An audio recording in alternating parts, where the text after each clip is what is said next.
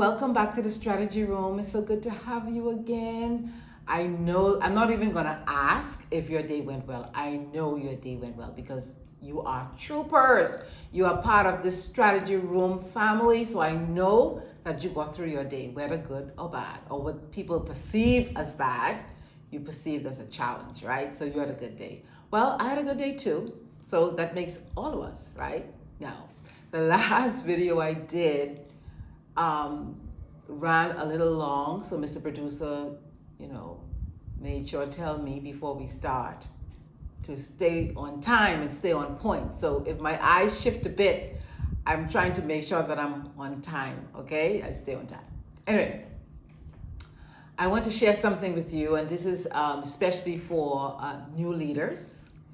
I had the privilege of coaching a very young professional, very brilliant lady, and she had ascended to the position of manager, and she was so excited. But the only thing was her leadership style was very, very rigid. So as a result of that, the environment became very tense.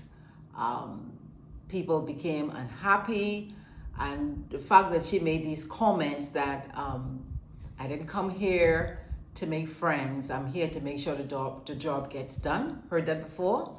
Well, that didn't go over too well. And so what happened? With the productive team that she inherited became less productive. They came to work exactly on time instead of ahead of time like they used to. They used to stay back late, maybe 5-10 minutes, even sometimes half an hour to get the job done. But they left at exactly 5 o'clock. So of course, you know what happened. Productivity went down, tensions got high, everybody was quiet. And she realized that, after a while, this thing is gonna fall apart. So she did some introspection, and she realized that, she had to do something about the situation. So that's how we got together for coaching.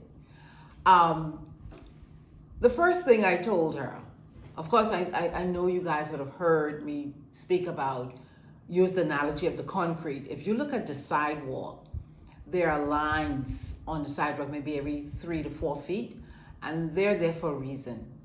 It's for flexibility. When the weather turns, sometimes the concrete contrasts, and then it expands depending on what the weather is. And that's for flexibility, or if that wasn't there, the whole walkway would crack away. And I told her that it's very important to be flexible when you're managing a team.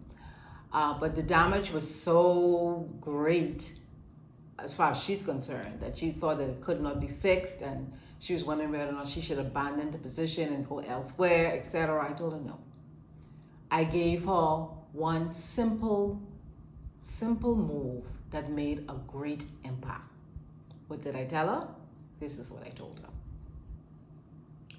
Instead of calling yourself a manager, call yourself a servant leader. She's like, what? I said, yes. Instead of identifying as a manager, identify yourself as a servant leader. And that move just automatically put her in the position of service. Because as a leader, you're supposed to serve your people. Okay? Not your people serve you. You're supposed to serve your people and making sure the environment is what it needs to be so they can be highly productive. Also making sure that the environment is also flexible, right? And it is a place that people would want to come every day. So as a result of that, things change.